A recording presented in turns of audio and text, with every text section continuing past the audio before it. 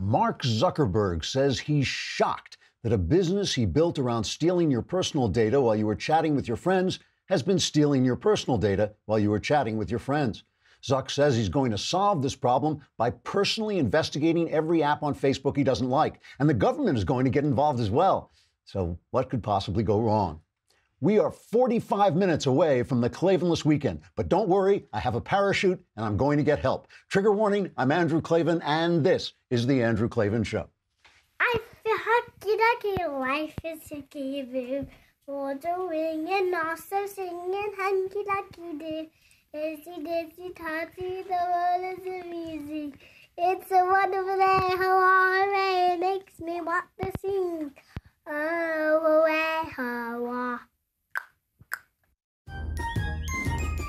I feel hunky-dunky, life is tickety-boo.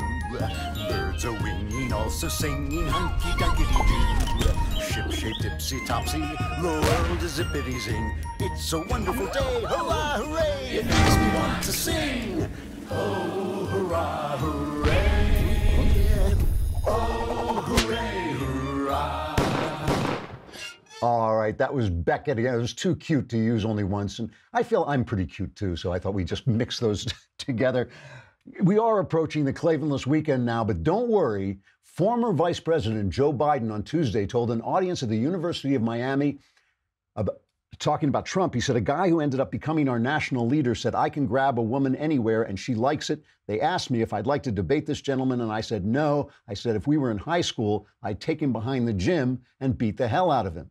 So Donald Trump answered in a tweet, crazy Joe Biden is trying to act like a tough guy. Actually, he is weak, both mentally and physically, and yet he threatens me for the second time with physical assault.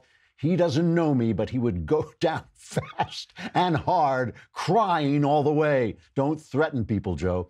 So our national dialogue remains at a high level. And meanwhile, Congress is about to sign a $1.3 trillion spending bill, and nobody knows what's in it. So this is going to be a great Klavanless weekend for everybody. We have the Hudson Institute's Mike Doran here. He wrote this fantastic timeline, basically, a really dense, long article for National Review, making the very substantial case that the whole Russian collusion story is a frame-up by Barack Obama that was actually planned by Barack Obama, so we'll talk to him about that. Meanwhile, whatever you've got that's valuable, I will bet you insure it. If you have a car, you insure your car. If you have a home, you insure your home. You have a life, insure your life. People don't think about this because they don't like to think about why they're insuring their lives, but if something happens to you, you're going to want your kids taken care of. You're going to want your spouse taken care of. You're going to want your parents, if they're elderly and need help, you're going to want them taken care of. Here is the thing to do. Go to Policy Genius, because Policy Genius is an easy way to compare and buy life insurance online. It takes 5 minutes. You can compare quotes from over 15 life insurance providers. And when you compare quotes, you save money. It's that simple. In fact, Policy Genius has helped over 4 million people shop for insurance and placed over $20 billion in coverage. They don't just insure life, they insure everything in your life. You can compare health insurance, disability insurance, pet insurance, and renter's insurance. So if you've been putting off getting life insurance, don't put it off anymore. It's never been easier to buy, and rates are at a 20-year low. PolicyGenius.com, PolicyGenius.com. It's an easy way to compare and buy life insurance. So, I've talked before about how I got into this business. I'm a novelist. I've been a novelist all my life. I worked in Hollywood by accident. They kind of dragged me into the movie business, and I made some money doing it, so I kept doing it. But mostly, I write stories. I've written stories all my life. But there came a point when I became a loudmouth about politics. There's a certain point in your life, politics become very important to you. The real world becomes very important to you. You're worried about your kids, and you're worried about the future. And I started to talk about that, and that kind of damaged my Hollywood career. And I also found that I really liked hanging out with conservatives because they were smarter than leftists, and they were smarter than a lot of people who do the kind of work I do. And so I really enjoyed it. And I found that as I was hanging out at these parties, I kept running into Roger Simon. And Roger Simon is funny because he is a former mystery writer, a crime writer. That's what I am, a crime writer, crime novel writer, and a screenwriter. And that's what I've been, a screenwriter with a shaved head. So it's kind of like, and he's about 10 I think he's about 30 years older than I am, but he says he's about 10 years older than I am. So it's kind of like bumping into myself, and he kept saying, I'm building, this is a funny way of talking, a guy very New York way of talking. He says, I'm building this site, PJ TV, you want to come by? And I kept running into him. And finally I went and looked at PJ TV and I saw Bill Whittle and I thought, oh, if Whittle can do this. Anyway, I was just sending my dog to do this. And I got into this. My first video was called Shut Up. And it was, I think it actually made a big change in the way people did political videos. I actually think it had an effect, certainly on PJTV, because everybody shortened their videos, made them a little more satirical, a little funnier. And my point was just that the only argument the left ever makes is shut up. And they do it in a million different ways. They call you racist, they call you sexist, they call you, a fascist, you're worse than Hitler, whatever it is. It's just another way of saying shut up. And interestingly, at the time, Obama had just been president for a while, and I was picking on him from going around kowtowing to all these tyrants. Remember, he was bowing to all those sheiks and everything, and also for spending a lot of money. So now everybody's complaining that Trump is doing that. Everybody on the left is complaining that Trump congratulated Putin on his fake election victory, and they're saying, oh, he's kowtowing to tyrants. And of course, if they sign this 1.3, I can't believe they're talking about this. This is a 2,200-page spending bill, and nobody knows what's in it. Everybody's complaining about what's in it, but nobody knows what's in it. All I know is that Chuck Schumer looks happy, so it's not good, But the argument that all they ever do is tell us to shut up remains exactly true. And now we have this Mark Zuckerberg story. A psychologist or a psychiatrist, I can't remember which it was, went on Facebook, put on an app that had a personality test, and then shared that information with Cambridge Analytica, which used it for political purposes. They don't like the political purposes. So now this stuff that Obama was doing, basically data mining, is suddenly a problem. Everybody on the left especially is calling for an investigation. And Zuckerberg went on TV and he says that he is going to take care of it. Do we have, that's just cut 9. This was a major breach of trust. And I'm really sorry that this happened. We have a basic responsibility to protect people's data. And if we can't do that, then we don't deserve to have the opportunity to serve people.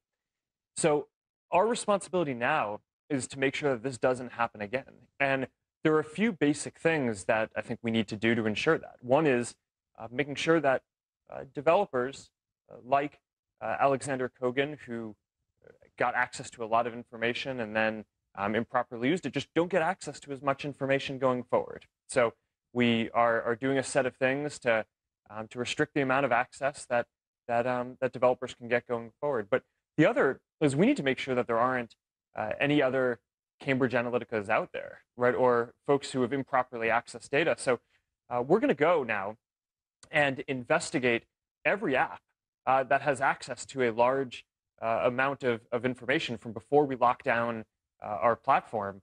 And if we detect any suspicious activity, we're going to do a full forensic audit. So this can't be good. I mean, it cannot be good. A forensic audit by Mark Zuckerberg. They're going to investigate any app that is suspicious to them. We already know that by this trumpeting of fake news, we already know that the left has infiltrated these sites because they're all very leftist. All the people there are very leftist, and it's infiltrated sites, YouTube, Google, Twitter, Facebook, with these guys who are going to so-called, they're going to check for so-called fake news, but they're all leftists. The Southern Poverty Law Center, PolitiFact, Snopes, these are all left-wing organizations, very left-wing organizations, and even Facebook's commitment to only trusting certain brands of news privileges, essentially, the mainstream news media, which is now so far to the left that it's gone almost completely insane. And there's Mark Warner and other Democrats are calling for an investigation of Facebook, and they want Zuckerberg to testify. And Zuckerberg is saying, yes, we may need some regulation. This is not a good scenario as far as I'm concerned, because we always know what the leftist policy to free speech is. Here it is. Don't speak. Don't speak. Please don't speak. That's all. That basically is a policy statement from the left. Every Democrat voted to rewrite the First Amendment to give Congress the ability to determine what political speech should be allowed. Here, let me just give you a couple of examples of things that have just been happening very, very recently that show you this strain in our culture that is getting worse and worse. YouTube is entering the gun control debate with a new ban on videos which demo firearms or link to websites selling firearms or firearm accessories. So Don't speak. Don't speak. Please don't speak. exactly. YouTube is entering the gun control debate by stopping the gun control debate on YouTube, right? It is century. The move to ban firearm demos dovetails with the media platform's desire to prohibit videos with instructions on how to assemble firearms. Of course, guns built at home have not been part of any mass attacks or any. You know, at one high school in New Jersey, I mean, just keeping this thought in mind, the silencing of conservative speech. At one high school in New Jersey, they suspended 3 kids for posting photos of their day shooting guns. They suspended a kid in New Jersey for a bumper sticker supporting guns. His dad went into the school board. We have a little clip of him talking to the school board. This is great. I'd like to see 4 things happen. I would like to see the board specifically admit that they've made an error and they've done something they shouldn't have. They do not need to disclose the students' names or their privacy to do that. To apologize for that error. To make a statement that they are going to aspire to no longer violate the Supreme Court decision or the constitutional rights of the parents or the children. And the person or people who made that decision should resign or be terminated effective immediately. There were like 200 parents there applauding, and it's great that they're fighting back. But just the idea that you could censor kids for what they are saying, for their support of the Constitution off campus, is absolutely insane. So recently, I'm going to continue this in just a minute, but recently we had this little incident here at the Daily Wire where the offices caught fire when one of our employees tried to make 1,000 copies of his butt on our Xerox machine. And I thought to myself, we probably should have used ZipRecruiter.com when we were hiring people here, because ZipRecruiter is the smarter way to hire employees. And boy, oh boy, this place would be entirely different if we had used it. ZipRecruiter learns what you're looking for, it identifies the people with the right experience, and it invites them to apply to your job. And these invitations have revolutionized how you find the next hire. 80% of employers who post a job on ZipRecruiter get a quality candidate through the site in just one day. That's pretty amazing. ZipRecruiter doesn't stop there. They even spotlight the strongest applications you receive, so you never miss a great match. You don't overlook it. The right candidates are out there. ZipRecruiter is how you find them. Oh, if we had only used ZipRecruiter here at the Daily Wire, it would be an entirely different place, and we would not be putting out that fire now. Right now, my listeners can try ZipRecruiter for free, which is a pretty good discount. Free. Just go to ZipRecruiter.com/dailywire. That's ZipRecruiter.com/dailywire. ZipRecruiter.com/dailywire. Every time you say Daily Wire, you'll remember why you want to use ZipRecruiter, the smartest way to hire. Here's another one. Last week, a university, here's another thing that's happening, is the silencing and the bullying of any speaker in favor of Israel, the state of Israel. Last week, a University of Virginia panel featuring Israeli military reservists was forcefully disrupted, apparently violating multiple campus rules. Several days earlier, at the University of California at Berkeley, there was an anti-Semitic death threat against a Jewish professor. A week prior to that, students wishing to hear the moderate Israeli former minister Dan Meridor at London's King's College were confronted with a menacing mob of screaming demonstrators. At Princeton University in November, the local Hillel chapter canceled at the last minute a talk by Israel's deputy foreign minister in response to pressure from pro-peace students. You want to hear maybe the greatest one? I won't keep doing this, but an all-women's college in Massachusetts is telling its teachers not to say women in the classroom. But yeah, Don't speak. Don't speak. Please don't speak. Exactly. Professors are instructed to say Mount Holyoke students instead of Mount Holyoke women, and don't use the phrase "we're all women here," because people might discover you're all women there. Michael Barone has an article. By the way, women are the worst enemies of speech. A poll of college students sponsored by the American Council on Education, the Charles Koch Foundation, and the Stoughton Foundation asked students about free speech on campus, whether it's allowed and whether it should be. This is from an article by Michael Barone.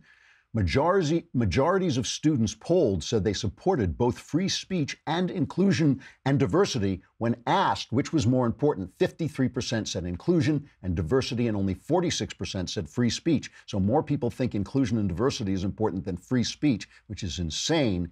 But the difference between men and women was the most striking thing. Among men, 61% favored free speech, but only 35% of women favored free speech. And why? Why? Because feminism is dependent on a false narrative about men and women being the same. And when you're peddling a false narrative, you've got to silence any narrative that is going to be opposed to them, because people hear a narrative that's true immediately and they go, oh yeah, that's true. That's obviously true. So you've got to silence it. You cannot peddle a false narrative while other people are peddling the truth. You will lose that argument. And we've talked about this before. You remember a while back, a couple of weeks ago, I was talking about a famous story about a little girl who was playing with matchsticks, pretending one was the witch and one was Hansel and one was Gretel, and suddenly ran to her father and was terrified and said, take the witch away, because her play, her imaginative play, had become real to her. And that this is what I feel is happening to our news media and to Democrats. They have peddled this idea that Donald Trump is a Russian spy and Donald Trump is a tyrant and Donald Trump is the most evil thing, the end of democracy, and now they believe it themselves. This is amazing. This is today's funniest two stories, right? Rich Noyes at Newsbusters, this site I love. I frequently bring in video from Newsbusters. I don't credit them enough, but they're part of the Media Research Center. Rich Noyes has this policy thing he does called Today in Media Bias History, where he goes back in time and tells you how media bias. This is from 2003, when the bombing of Baghdad started. And here's how the New York Times reported it, okay? To many New Yorkers, the scenes of Baghdad under siege were achingly familiar. New Yorkers watching the televised bombing of Baghdad yesterday said they were riveted by the raw and uninterrupted display of American military might. But for some, the bombing brought back particularly visceral and chilling memories. They could not help thinking about September 11th and how New York, too, was once under assault from the skies. So the bombing of Baghdad and the attack, completely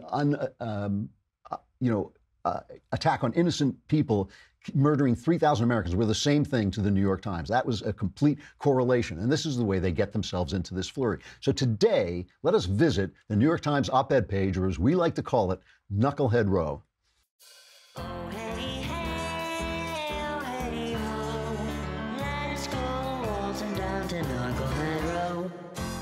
So Thomas Friedman, one of the chief knuckleheads on Knucklehead Row, just to show that they're still making these invidious comparisons, right?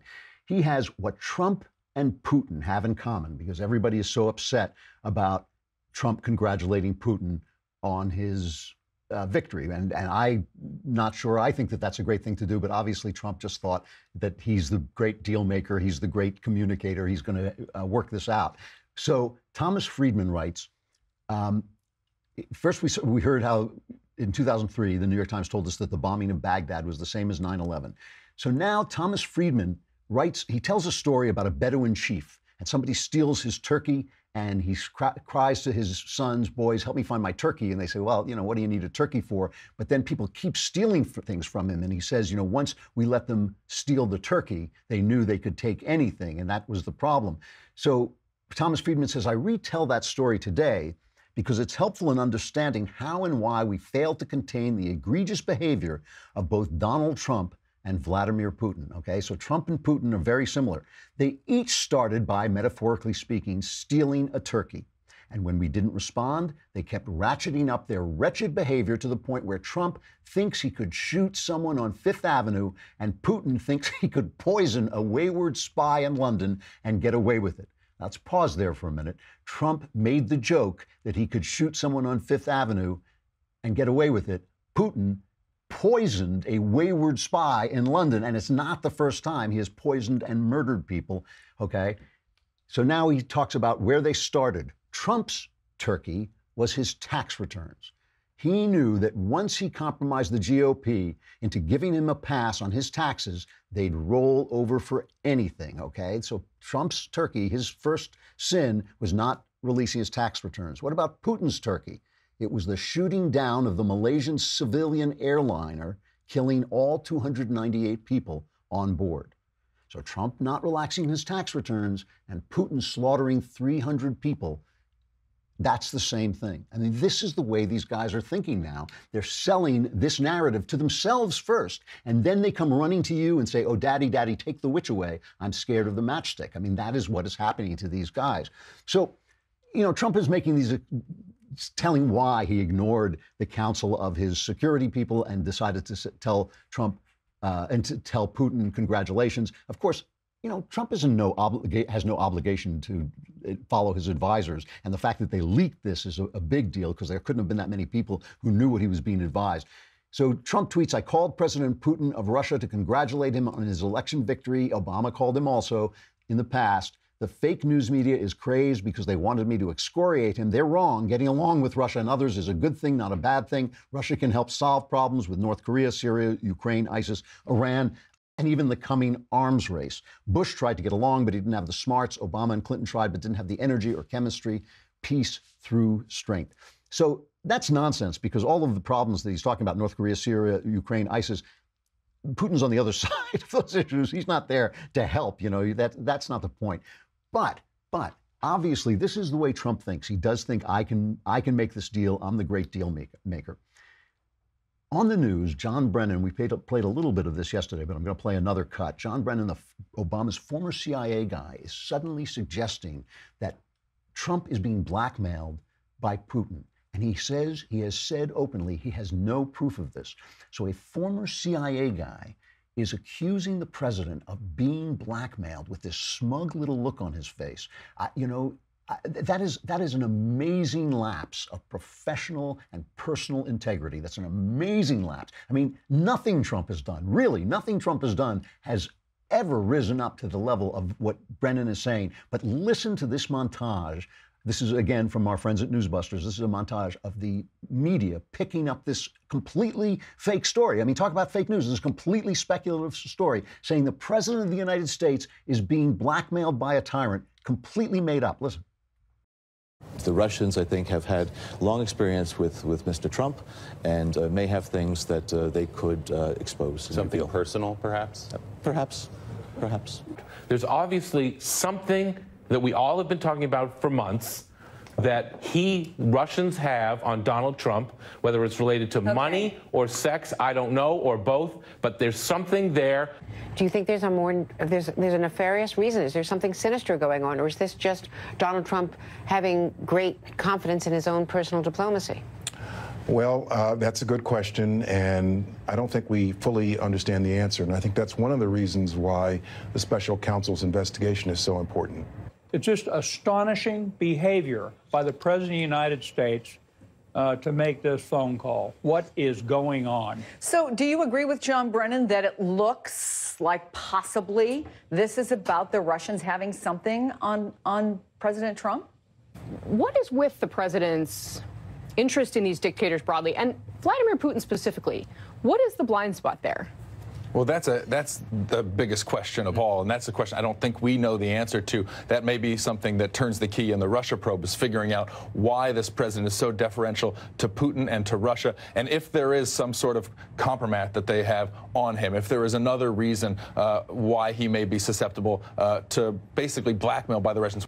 So they now feel free to make up any narrative they want, basically. They feel that they have worked themselves up into this horror at Trump's existence, and they can make any narrative they want. I mean, they could be saying, yeah, Trump likes power. He said this stuff about Tiananmen Square, that the Chinese were strong in Tiananmen Square when they crushed their own people who were protesting peaceably. That was a stupid thing for Trump to say. You could call him on that. But what on earth are they doing? There's a theory going around today. I think I've spoken about this book, Sapiens, which is a big bestseller. Yuval Harari, an Israeli guy, has written this book, and he puts forward this theory, which has been going around anyway, that what makes humans unique is their ability to link themselves together by telling what he calls fictions. Okay? So he says sapiens rule the world, that's us, sapiens, because we are the only animal that can cooperate flexibly in large numbers. We can create mass cooperation networks in which thousands and millions of complete strangers work together towards common goals.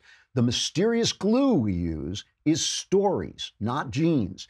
We cooperate effectively with strangers because we believe in things like gods, nations, money, and human rights. Yet none of these things exists outside the stories that people invent and tell to one another. There are no gods in the universe, no nations, no money, and no human rights except in the common imagination of human beings. Now, as a man who has created fictions all my life, I can tell you that this is completely backwards. Fiction is a way of communicating truth. Right? Fiction only works when you are communicating the truth. It's just not the sort of truth that people like Yuval Harari understand because it's not material truth. Countries do exist. I understand why he says they're a fiction, that they are. He gives credit to what he calls intersubjective reality, things we all create together, but he doesn't understand that that intersubjective reality is, if it works, is based on a truth. Jonah Goldberg does this in his book, and I love Jonah, and he's a really good writer, and he's written this book, The Suicide of the West. But he says, John Locke, the great philosopher who inspired some of the founding fathers, John Locke said we are all born as a blank slate, and John Locke used that to counter the idea of the divine right of kings and the rights of the aristocracy. And Goldberg says that's just a story because we're not, in fact, born with blank slates. That's true. We are not. But the part of the story that's true is the part that works, see? The thing is, he got the science wrong, but he did get the story right. That is the way stories work. And, math is a fiction. There's no two. There's no such thing as two. But we find that it's a fiction that correlates to reality. When we do our calculations right, we can predict the future. Fiction is a language used to contain and communicate spiritual truths the same way that our body, our flesh, is a language that is used to express the spiritual truth of us. And Jesus' body is a language used to express the logos. Religion is a fiction to describe the spirit, but it matters whether that description is true. It matters whether a religion gets it right or not. And because they think that all of these things are equal fictions, then all they think is they have to sell the fiction. If any fiction is as good as any other, all you got to do is sell it. And how do you sell it? I sell it by silencing the person telling a fiction I don't like. That's the theory. That is the thesis going on by what you're seeing in the press. And you've got to keep your ball on the truth because the stories we tell have to relate to truth. All right, we got Michael Doran here, from a senior fellow at the Hudson Institute, terrific writer. He has taught NYU, Princeton, and lived to tell the tale, and he's written for every place, the New York Times, the Wall Street Journal. His latest book is Ike's Gamble, America's Rise to Dominance in the Middle East. It's out now. It's about President Eisenhower's handling of the 1956 Suez Crisis. But unfortunately for Mike, we haven't brought him on to talk about that, but about this terrific article he wrote for National Review called The Real Collusion Story. How you doing, Mike? It's good to see you. Great to be here. It's hard to ask you to condense this story, which is a long, very detailed story. But give us at least the idea of what you think the real collusion story is. The real collusion story is that senior members of the Obama administration teamed together to frame Trump as Putin's puppet. And the key guy in it, which was a surprise to me when I put it together, is John Brennan. I assume that President Obama is standing behind Brennan, but and I tried to lay this at Obama's feet as much as I could, but I think I have to honestly say that I didn't prove that case. It's just hard for me to believe that if you have Brennan and Comey and Loretta Lynch all working together to prop up Hillary and tear down Donald Trump, that the president isn't somehow aware of that. So when we're watching Brennan attack Trump now, we're watching him carry out something that he had planned before this, essentially. I think so, but I think now he's in defense mode. I think he's trying to inject himself into partisan politics so that when the investigators come and they uncover what he did, he will have a lot of partisan support behind him. He can present it as a partisan witch hunt when it's actually justice being done. So what is it that he did? What exactly did John Brennan do to get this story? I mean, it's amazing that now for over a year we've been covering the story, and there is still not a jot of evidence that Trump colluded with the Russians. I seriously just don't believe that happened. It seems ridiculous. You don't believe that Carter Page was the? I mean, they were investigating. They were investigating Jeff Sessions. You know. Yeah, Jeff Beauregard. The third is actually a Russian mole. I know that Beauregard is pronounced Boris. I think it's a. So what did Brennan do? I mean, what exactly did he do to get the story rolling? It started out. He wanted. I didn't go into this bit in detail in the story because I didn't think I could prove it enough to my satisfaction, and it would have taken me 3 more pages and an incredibly long article to do it. I think the first thing he did was he trumped up the Papadopoulos case. I don't believe the Papadopoulos case, but let's leave that aside because I don't have the goods on him there. Okay. But that thing stinks to me. The whole I'll go into it just for a second actually, because I worked in the White House, and I unmasked people when I worked in the White House because there are spies all over Washington D.C. And there are lots of people bumping into spies, foreign spies, and there are FBI and NSA who are tracking foreign spies. So the fact that somebody bumped into a spy, this is everyday business of people in counterintelligence. Right? So what do they prove about Papadopoulos? They prove that he bumped into a spy. Maybe they haven't even said that. And and then Mueller has come down on Papadopoulos with all the power that Mueller has to destroy your life if you don't tell him everything that he wants to know. And what have they proved? That he told Mueller something that wasn't true and that he bumped into a spy. So I think that whole thing was trumped up to begin with. But what Brennan really wanted from Comey is he wanted Comey to, first of all, agree with his assessment, with Brennan's assessment, that not just was Putin intervening in some ways in our election, but that he was trying to get Donald Trump elected. You see, what he was trying to do was get an intelligence community assessment that corresponded to the propaganda of the Hillary Clinton campaign, which was saying just that. And the other thing that Brennan wanted from Comey was an investigation of the Trump team for colluding with Russia, which Comey could then leak to the press in order to help out Hillary in the campaign. So, yes, Hillary had this email investigation, but Trump is colluding with Russia. And Comey, for most of the summer, didn't really play ball with Brennan, but in the end, he did. He leaked to the press that there was, or the FBI. I'm assuming Comey was witting of that. That the FBI leaked to the press that Carter Page was under investigation for conspiring with the Russians to help Trump get elected. And then we now know they also trumped up this investigation of Carter Page, and they got a surveillance warrant on the basis of totally bogus information from the Steele dossier. And they basically Comey basically ensured that the Steele dossier would become public by sharing it with Obama and Trump. But right, yeah. I left off that bit because I had to end at some point, so I ended at the election. Now, yeah, they did that. Now, what is your evidence exactly that this starts with Brennan instead of Comey?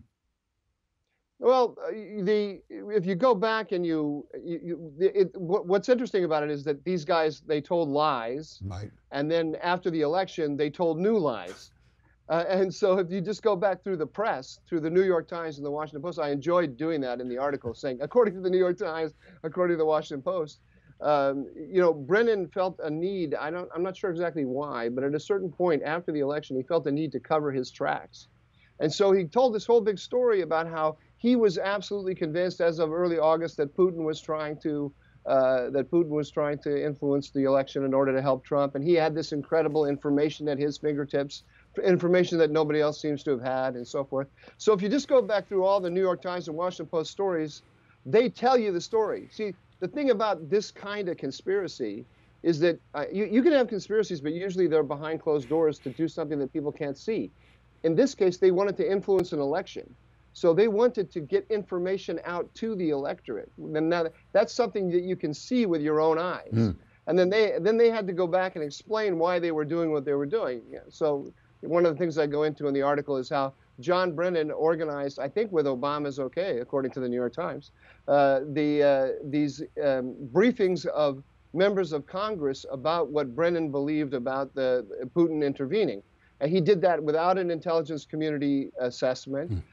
He told it's clearly now in the press as a matter of record that he said things that he shouldn't have been talking about at all, about about members of Trump's team being under suspicion and so forth. And it's just the only way that I theorize is I say, when he tells these things to Harry Reid 1 month before the election, it's because he wants Harry Reid to go out and talk about them, not because he's doing his due diligence as a CIA officer, trying to keep Congress informed. They make fun of people for talking about deep state conspiracies.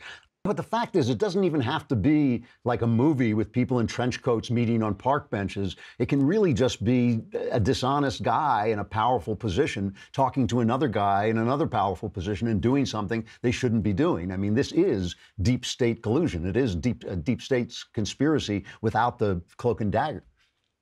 Yeah, I mean, the problem with the deep state idea, although I use it too sometimes, is that we're really talking about Obama administration and Obama officials. It's not the average CIA officer. It's these political appointees who are working together.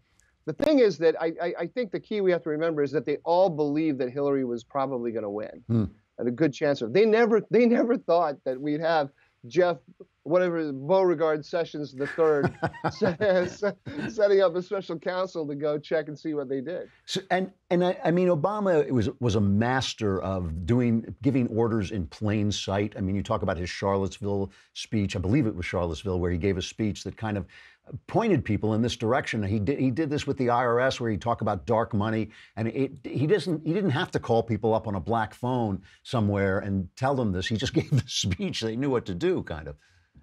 I think so. And I've never seen. I know you talk about this all the time, very effectively.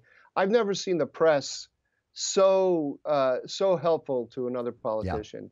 Yeah. So eager to change the subject when they do something wrong, and so eager to pretend that he's saying one thing when he's clearly saying another.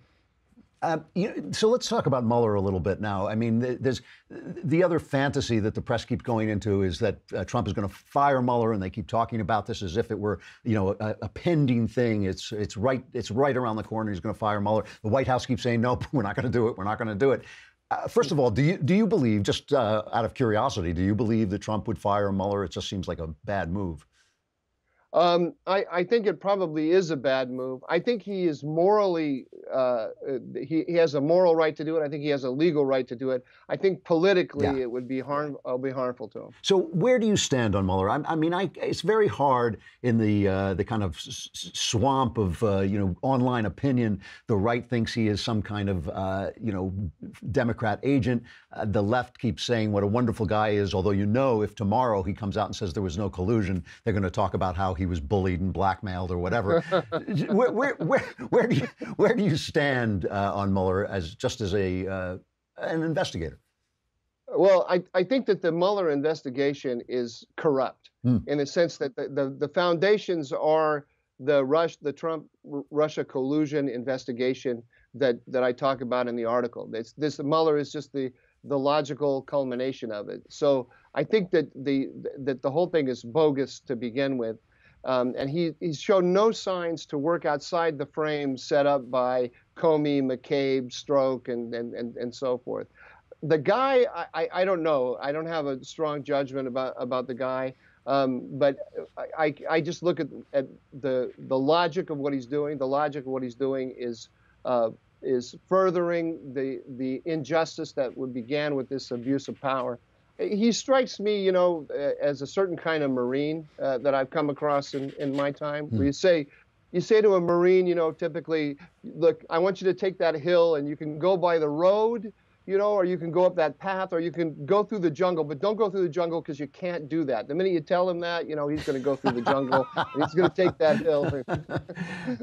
So I'm out of time, but where do you think this is going to end? Do you think Mueller is going to come up with some kind of charge against Trump, or is it? Absolutely. Obstruction of justice. He's going to do it either right before the summer recess or right at the end of the summer recess, so that the election in November is going to be a big issue in it. And he can't help himself. These guys, the special counsels, They feel that that their manhood has been taken from them if they don't have some real significance. That's a terrible thought. Michael Doran, the article is called The Real Collusion Story at National Review. Michael is also the author of Ike's Gambit, America's Rise to Dominance in the Middle East. Thanks a lot, Michael. It's really interesting. I hope you come back. Thank you. Take care. Bye. All right, out of time on that stuff I like. Stuff I like, stuff I like. Somebody's got to write us a tune for stuff I like because I can't stand that anymore. You know, I put off, I haven't finished this yet, and I usually like to finish something before I recommend it, but it's so good. I'm actually as close to binge watching as I get, which is like I'm watching 1.5 episodes every time I sit down, which I almost never do. I put off recommending it because it's based on a book that was written by my cousin, and our families were very close when I was a kid. Mindhunter, which is on Netflix, is based on the book Mindhunter by John Douglas and Mark Allshaker. Mark Allshaker is my cousin, and he wrote the book. John Douglas, of course, is the FBI agent who sort of started or mastered the behavioral sciences at the FBI. And his idea was you could profile, when they talk about profiling killers and all this. But Mindhunter, it kind of fictionalizes the story as far as I can tell. It's set in 1977, and it's got these two guys. Jonathan Groff is the young guy, and Holt McCallany plays the older guy, these two FBI agents who are in this world of old-fashioned, old-time law busting and start to think, you know, we're starting to see a kind of criminal who operates without motive.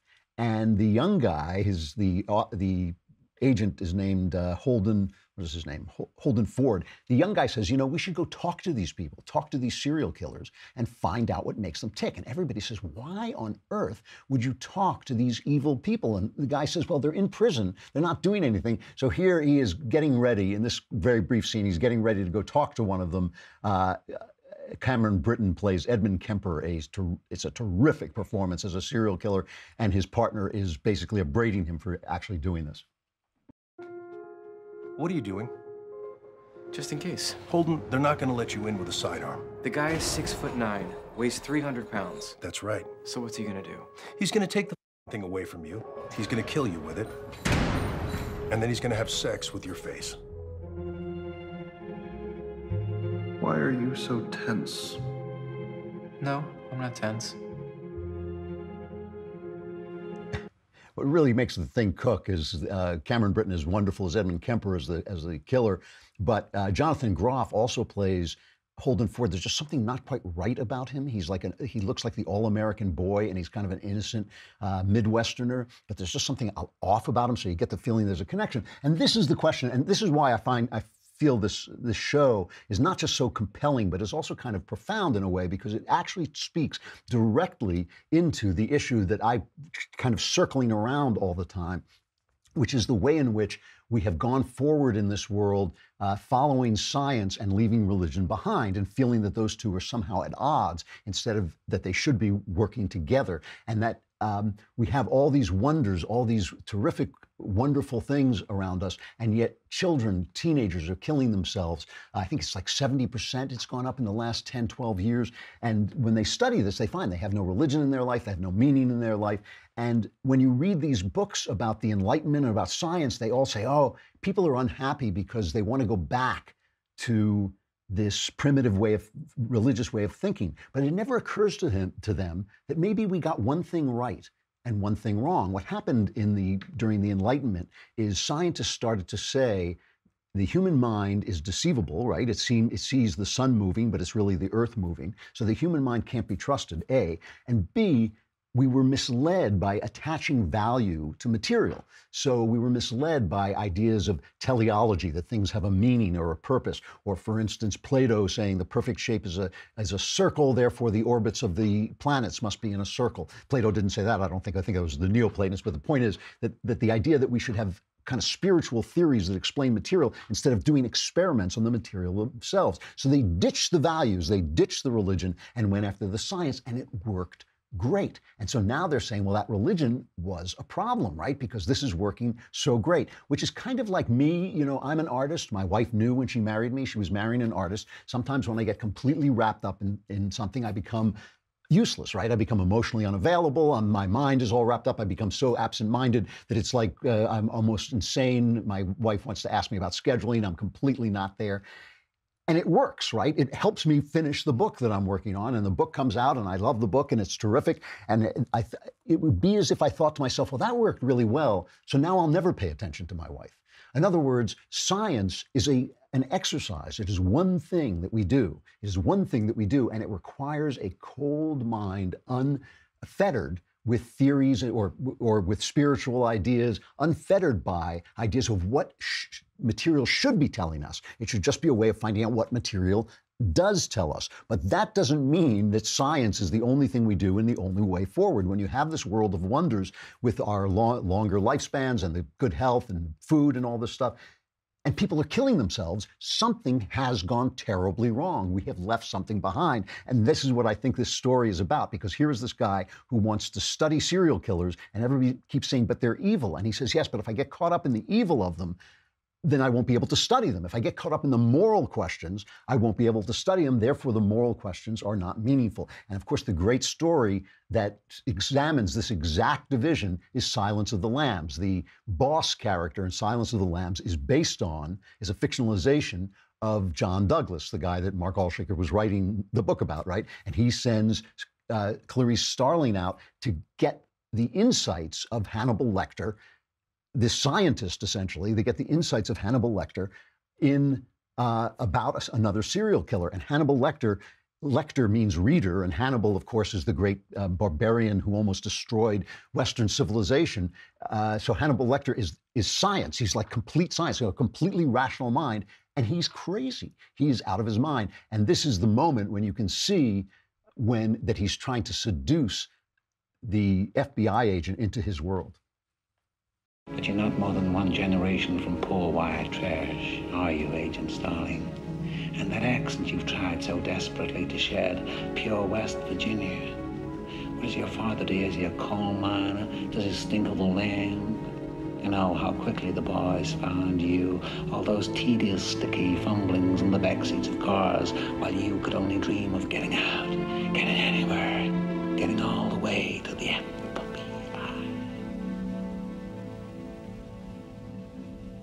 You see a lot, Doctor.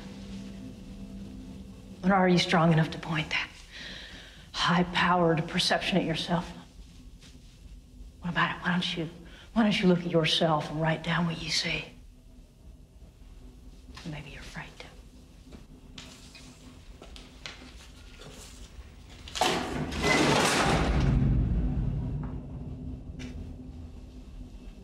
A census taker once tried to test me. I ate his liver with some fava beans and a nice Chianti. The reason that line is so famous and so resonant is because the census taker represents this world of science, and he devoured him, because once you take the spirit away from people, they just become meat. That's what cannibalism is. That's what zombies are. It's this idea of people as meat. And so even though Lecter does deliver the insights that the FBI agent needs, she needs to go back into the world of morality in order to keep from becoming him. And that is what all the Hannibal Lecter books are about. And it really is a fascinating story. And Mindhunter tells it from a more realistic and historical perspective. But it's the same story of how you deal with the physical world without losing your spiritual sense of yourself, because that is exactly what has happened to our society and why we've lost the logic of freedom and the West. All right. But don't worry, because the Klavanless weekend is here, so we're all doomed. However, some of you may survive. If you do, come back here on Monday. I will be here. I'm Andrew Klavan. This is The Andrew Klavan Show, and we will see you then.